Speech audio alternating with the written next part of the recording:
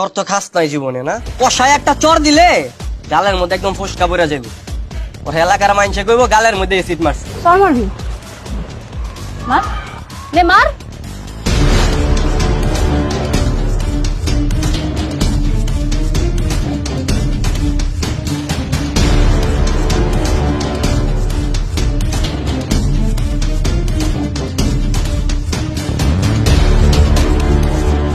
এই মাইয়া, তোর এই গলি তাইতে না করছি না আমি?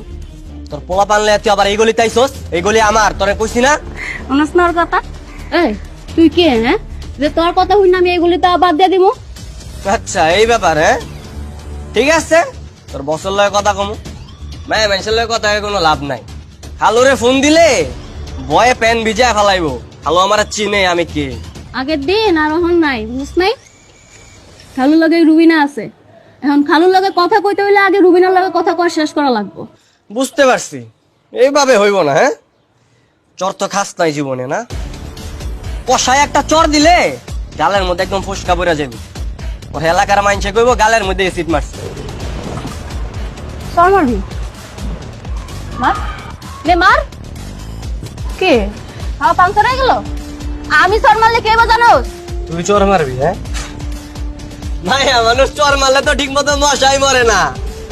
ওলা মানুষের কি হবো, কিচ্ছু হবো না।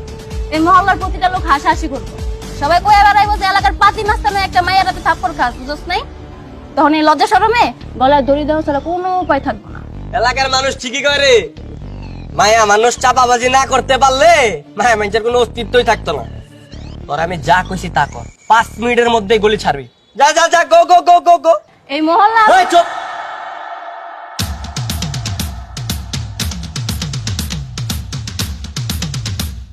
তোরা যা কইছি আমি তা কর, 5 মিনিটের মধ্যে গলি ছাড়বি।